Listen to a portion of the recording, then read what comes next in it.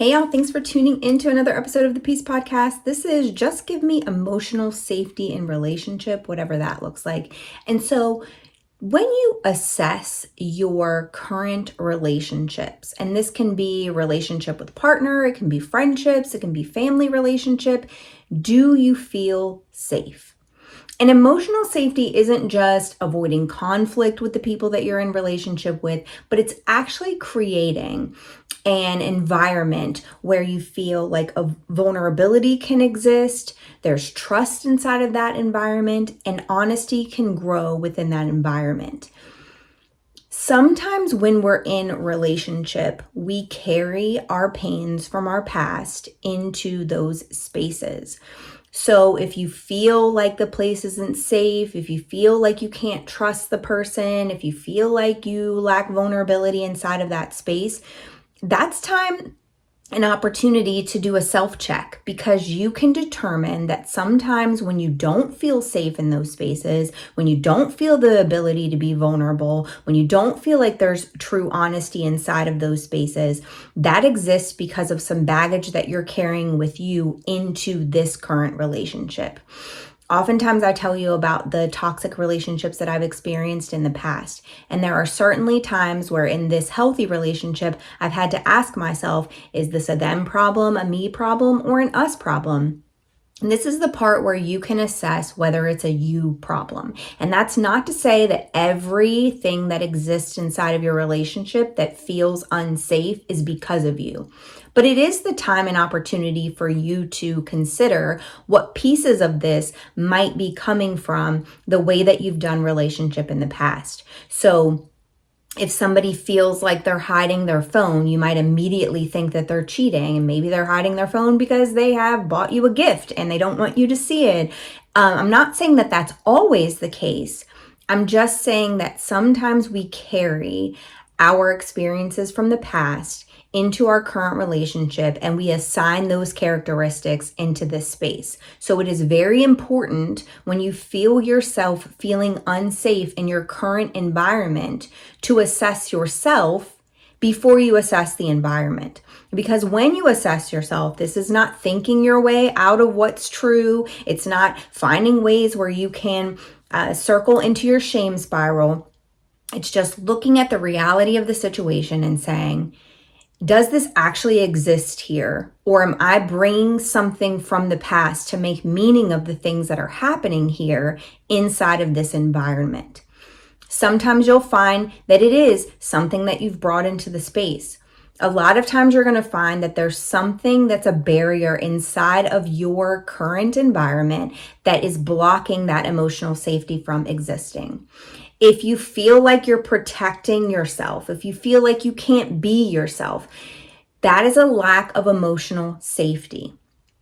And if you don't have emotional safety inside of a relationship, then you cannot have a healthy connection, because a healthy connection only exists inside of spaces that are emotionally safe for you to be in.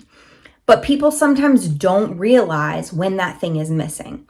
So they'll find themselves doing certain behaviors or acting in certain ways, and they don't realize that they're doing it because there's a lack of emotional safety inside of that space. And so today we're just going to talk about, what does it look like to have emotional safety inside of a relationship? How do you know when you don't? What happens when you don't? And what are some ways that we can encourage our environments and can work within ourselves to create that space that is emotionally safe? Because if we don't know what emotional safety is, then we're not going to be able to recognize when it's lacking. But emotional safety affects your nervous system, and we'll talk about how that happens. So you'll notice patterns inside of your nervous system. You'll notice why those unsafe patterns inside of your relationships exist, and we'll talk about ways that we can build that safety and security inside of your relationship. You should not be in spaces where you feel emotionally unsafe. But it is very important to assess yourself and the circumstance before you make decisions about whether or not to move out of that space or about the work that can be done inside of that space. So let's look at the research. The first thing is that emotional safety allows your nervous system to relax. If you've seen a lot of reels that are circulating now on the socials, there are a couple that talk about noticing what you feel when that person walks in the room and what you feel when they're absent. And that is 100% true. Usually you can do a pulse check and just go internally and say, okay, when this person enters a room, I feel completely dysregulated. My nervous system is bouncing off the walls when I'm around this person. Now, again, sometimes that's just because of something that's going on within you. So you do have to assess that. Are you just overthinking? Are you creating stories that don't exist? But oftentimes you can trust your intuition to say, this person's presence brings me unrest. And the reason that that's happening is because your nervous system cannot relax in that space. And Polyvagal Theory talks about how your nervous system is constantly scanning for what's safe and what's dangerous. And anytime you go into a new circumstance, you're looking for what's safe and what's dangerous. Anytime someone comes into your space, you're looking for what's safe and what's dangerous. And that is just what our nervous systems do so that they know how they have to respond to this thing. So when we feel safe, our body can do things like relax. It can connect. It can communicate openly. It can regulate your emotions because you feel safe in that environment. You can be fully yourself. You can feel like you can connect with this person without judgment. You can feel like you can share your emotions. You can share how you're feeling about things. You can share what you've done about things. You can just communicate openly and honestly without having to worry about the backlash of that communication. And because of that, you're able to regulate your emotions in that space. If you start to feel yourself getting angry, you can communicate that. I'm getting angry right now. I need to walk away from this space.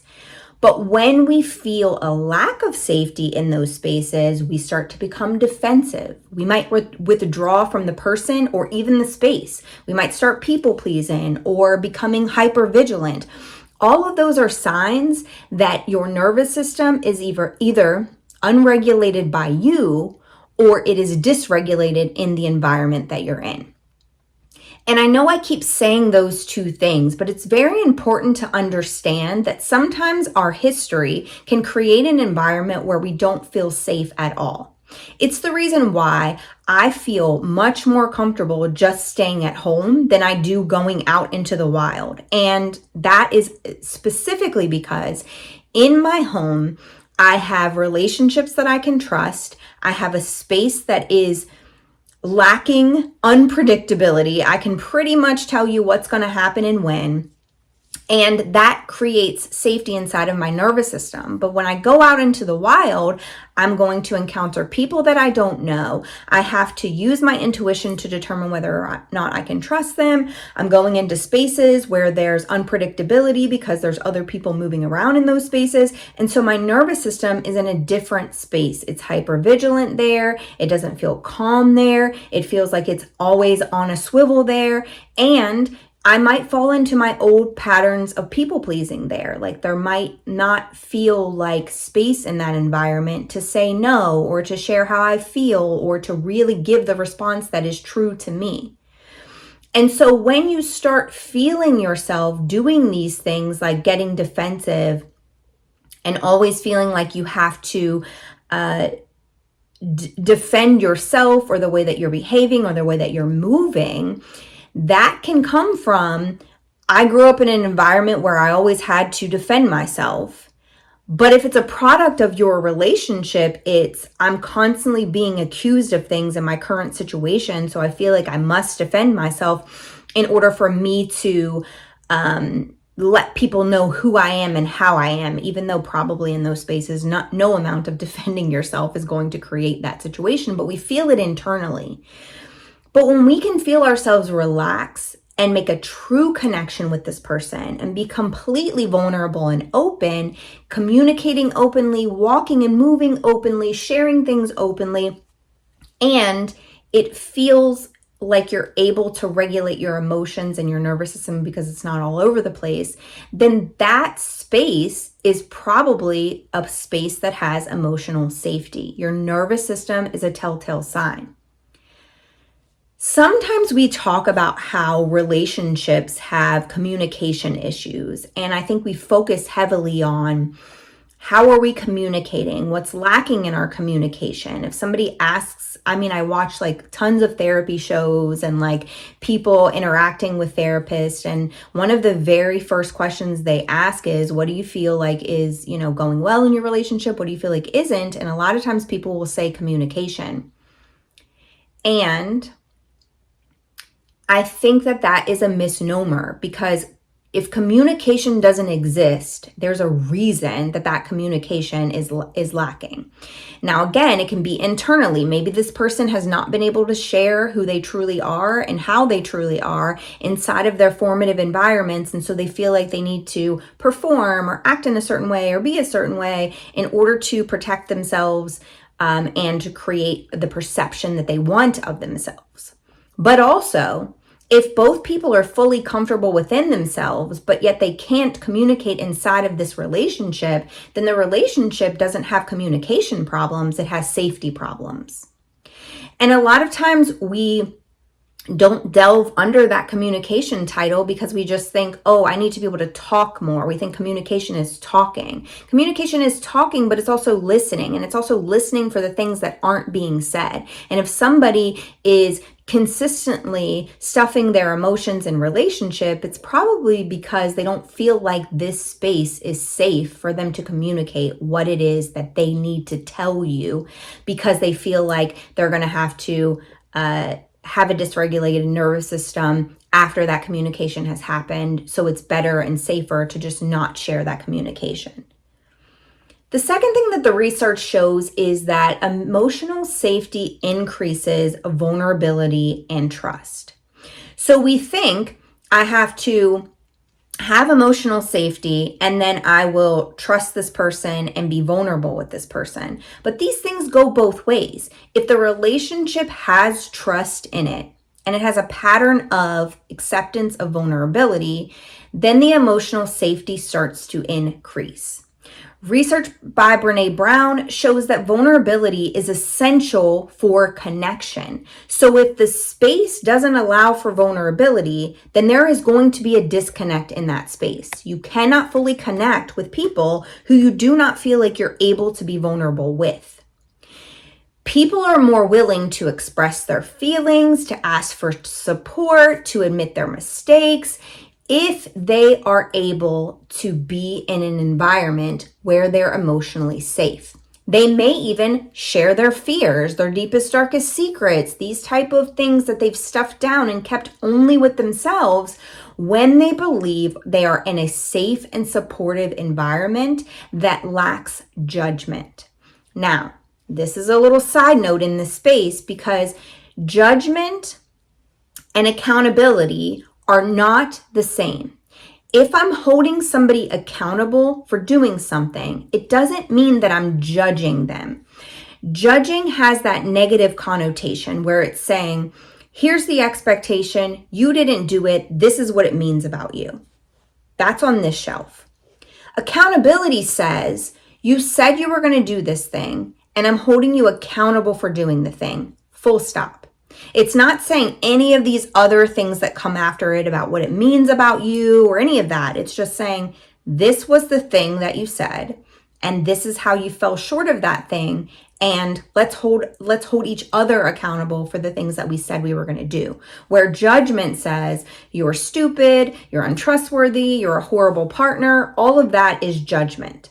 So when we can be in a place where it's a safe and supporting environment that is not judgmental, that doesn't say who we are, but just expresses disdain with how we were being in that current state, that current situation or scenario, then we're able to build and increase the emotional safety that then creates more vulnerability and creates more trust in the relationship, thus creating a pattern where we're able to stay fully in that space of emotional safety. I know that when I come to my partner with this mistake, or when I come to this partner and say, I am just done today, I need some support, or when I come to my partner and I say, I'm feeling like I might be depressed, I'm feeling like I'm having a lot of anxiety, when I share that I'm afraid that in our current circumstance, something bad is going to happen, that person can hold space for the feelings to exist, the experience to happen, without it going into a space where they sense judgment happening or they start to judge you or the circumstance. And if I'm able to express my feelings and I'm able to share how I truly am experiencing this situation, and I'm able to admit my mistakes, and I'm able to share my fears, then I am also able to feel like I am safe here. This space is not going to judge me. This space isn't going to expect more of me than what I'm capable of giving right now in that space. And the more that emotional safety increases, the more vulnerability and trust continue in the relationship. Because emotional safety creates a space where people will open up because they feel safe. And if you've listened to my pods for the last, I don't know how many weeks, 24-ish weeks in this year, they have been heavy in the content of how we do things and why we do things. And most of those episodes talk about how our formative years have created something in us. And that thing is usually us creating coping mechanisms and defense mechanisms for the environments that we were in to try to keep ourselves safe, and then carrying those things into every environment we go into thereafter, even if it's been decades. And so if we can create a pattern where our body and our brain has learned how to keep us safe from things, then we certainly can create a pattern where our body and our brain understands that we're safe in this new thing. It just takes consistency. And that's the next point of research. Inconsistent relationships create anxiety, period. And when you're thinking about the attachment research and we're talking about being anxiously attached or avoidantly attached, or even being healthily attached to people, or securely attached, the attachment research shows that unpredictable responses from others activate our fears and our insecurities. If we don't know how this person is going to respond or what's going to happen in this environment when something occurs, we initially and intensely become anxious, because that inconsistency creates unpredictability, and unpredictability creates a scenario where our brain has to fill in the blanks. This is unpredictable, so that means this and this and this, and we create a story that we're telling ourselves. So things like mixed messages, emotional unpredictability, criticism followed by affection, inconsistent communication, all of those trigger our nervous system, which will struggle to relax when it doesn't know what to expect. Mixed messages might be showing the person that you're okay with them being vulnerable, but not being fully comfortable, and then making them feel shameful for being vulnerable. It might look like telling them that you love them so much and you do anything for them, but then when they ask you to do something, then you act like that's a burden.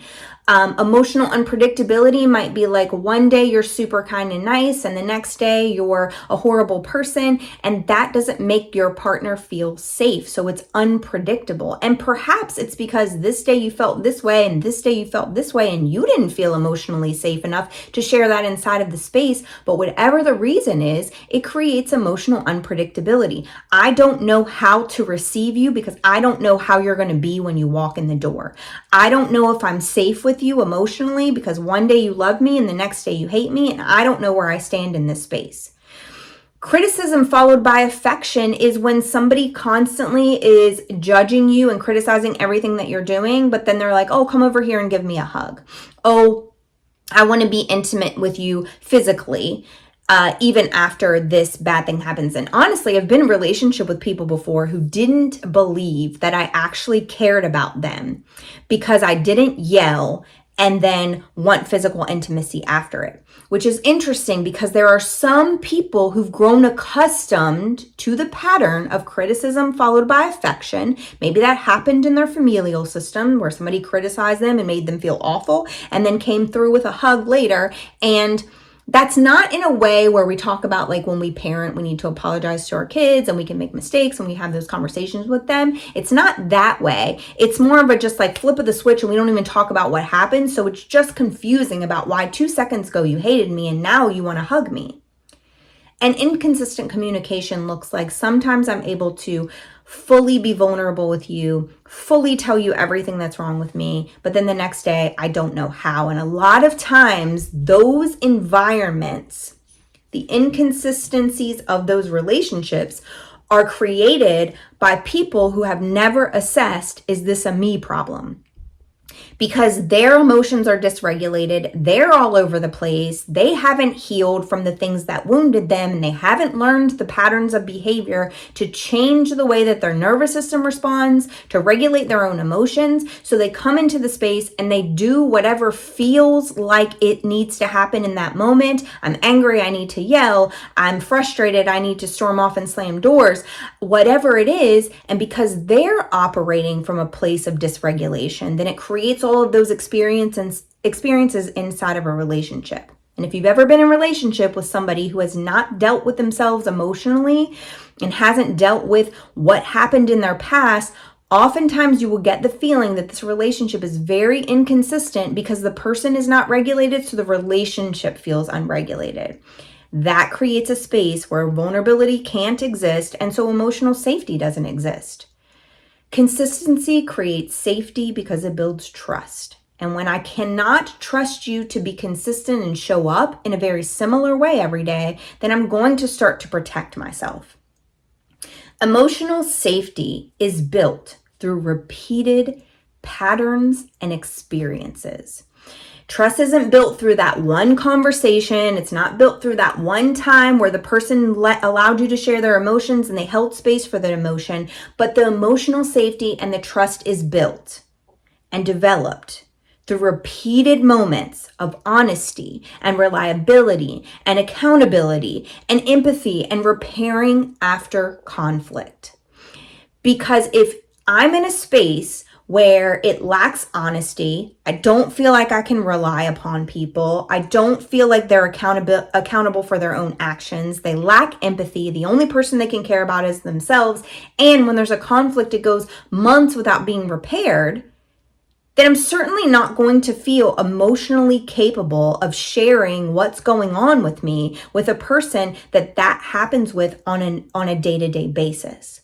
But conversely, if we repeatedly can have hard conversations, I can trust you to hold my emotions, you're honest with me, you do exactly what you said you were going to do, you hold space for me to have feelings, you empathize with those feelings, and if there's a conflict, we can repair afterward and say, I don't like this, but I still love you, then that's going to make a partner feel emotionally safe. Because healthy relationships are not void of conflict. They just flourish through repair. And safety isn't built through perfection, but it's built through the consistency and the repair. And many people blame themselves for their anxiety in their relationships. I'm one of those people. I probably hold myself more accountable than I do anyone else, which can be a superpower, but also lets a lot of people off the hook in relationship with me. But I know that I want to know, is this a me thing before I ever even bring it to somebody as a them thing? So when we blame ourselves for our anxiety in relationships, we start to think that something is wrong with us. And sometimes it's not that anything is wrong with you. It is one, the patterns that you developed from the childhood that you endured, but also two, the experiences that you are having in this current space, currently in this present moment, are not making you safe. And so there's nothing wrong with you. Your nervous system is just responding to a feeling of unsafety. It is recognizing this response. It is recognizing that your nervous system is trying to keep you safe. That is what leads to healing. You can't heal if you aren't able to self-assess and then address. I'm self-assessing what's going on with me, and then I'm addressing what's going on out here. Because if I don't feel safe, some of it might be a me thing, but there's also something that exists in here, in this environment, that is making me feel like I can't be fully myself and show up that way. So I've shared with you my toxic relationships, and a lot of the way that I've responded to people in my life has come from my formative years, feeling like I had to be performative, feeling like I needed to do exactly what somebody wanted me to do in order to be loved or appreciated. And so in my past relationship, and I've shared bits and pieces of this, but he came from an environment where he didn't have a strong relationship with either of his parents. He had been excommunicated from a religion, and he just didn't really have any friends or people to really lean on. He had had several failed relationships in the process after his divorces, and he just was not in a good space. Now, I know you're probably asking yourself, girl, why? And I ask myself very frequently, why did I even get in that space? But that's a topic for another day. In that relationship, it was not safe for me to have any emotion other than joy. If he felt an emotion, that was the center of our attention. If I went through something, because I was in that relationship when I was actually going through the custody court hearings and all of that chaos, and I was scared and I was nervous and I was sad, and there was just all of this pressure that was on me. And even in that space, we responded to how it made him feel, and we never talked about my emotion. I never shared with him how afraid I was, because when I went to share that with him, he would say things like, how do you think that makes me feel? And if you're going to have that kind of baggage in this relationship, then you need to bring your A game in relationship. Just a horrible human, and a complete lack of empathy inside of that space. But it was never safe to share anything other than joy. It wasn't safe to share frustrations about my life, frustrations about my kids, anything that I was experiencing beyond that relationship. I didn't even share that, because we focused so intently on him and what he wanted to talk about. And most of the time, that was his emotional void that we were speaking about pretty consistently. And then when he lost his job, the entire relationship was about how he felt shameful, how he felt depressed, how he wasn't able to do all of these things. But then if you think back to one of the toughest battles of my life was happening at the same time, and I had zero support and I was supporting him. And that was not an emotional safe relationship. But in relationship that I'm in now, and I'm going to speak specifically about the relationship that I have with my own son, which I preface this by saying it can be familiar relationships. It doesn't have to be romantic ones. But I think about how easy it is to say, I'm sorry, I was frustrated, or, this happened and this happened. Like, there was something that happened the other day. I was frustrated about something. And usually when I'm frustrated, I clean or do something to get the feeling out of my body. And so I was frustrated and I was collecting the trash, and I went down to talk to him, and I was not talk to him, but to collect the trash. And he said something to me, and I don't even remember what he said, but I know I snapped at him, and it had nothing to do with him. He did not create the frustration. And then I said later, really sorry for snapping at you. I was not frustrated at you. You didn't do anything. It was me. And he was like, yeah, because I was like, what in the heck? Because he knew that he didn't do anything. We had that open and honest conversation. I'm hoping that creates a space for him to have those open and honest conversations when he's in relationship. But also, we're able to be fully and completely ourselves. And you might say, but he's your child, of course. But that's not always true in parent and child relationships. Sometimes they don't feel like they can be fully and completely themselves because you're too busy being judgy, being inconsistent, not creating spaces where they can share exactly how they feel and who they are. And so they just bottle it all up and they don't tell you anything. And so those are two very different spaces. Something that we need to really reflect on inside of this topic is that Yes, you can assess what your body feels. Yes, you can assess what's going on in that space. And I can tell you that I learned so many things from that terrible relationship that I will never repeat in relationship again. And I've also learned things that I've done that have created relationships of safety, even including with my children, that make that happen. The one bit of advice that I can give to you that I feel like is underrated, overcomplicated, but really just creates an environment where these type of things can happen is that you should be able to share and also hold space. I can share how I feel, I can share my experiences, I can share what I'm going through, and I can hold space for the other person too. Because what happens there is I'm sharing my experiences, I'm sharing what I assessed about myself, I'm sharing what's going on with me, and I'm holding space for you to have a completely different perspective about a completely different thing. I'm not filling in the gaps with stories that I'm telling myself. And we can both come together and say, you know, I don't really agree with you here, but I completely understand why you would have seen it that way. Might I share my perspective about the exact same thing? Because we're coming with two very different mind frames, we're coming with two very different backstories, and we're coming to this space together to try to do what's best for the relationship. So share and hold space. And while you're sharing and while you're holding space, assess what the other person is doing. Do they feel safe to share? Because if they don't, then there's probably something that you've done inside of that space that makes them feel unsafe. Or there's something they're carrying with them that makes them feel unsafe that you need to unravel. Don't get frustrated, get curious. I notice that I share a lot and I haven't heard you share. What might you be feeling, or what hurdle might be blocking you from being able to share your shared experience with me? And hold space. Because if you don't hold space for that other person to share, they're never going to feel safe. And you're going to sit in the share for so long that that person is just going to stop sharing altogether because the space is never held for them to have an emotion, especially if it's different from yours. So if you want to be in a space inside of a healthy relationship where the emotional safety is flourishing, be able to share and be able to hold space and be able to understand that not everybody is experiencing the world the exact same way as you are. So this week, I'm encouraging you to reflect on one relationship that you have. Ask yourself, can I be honest with this person?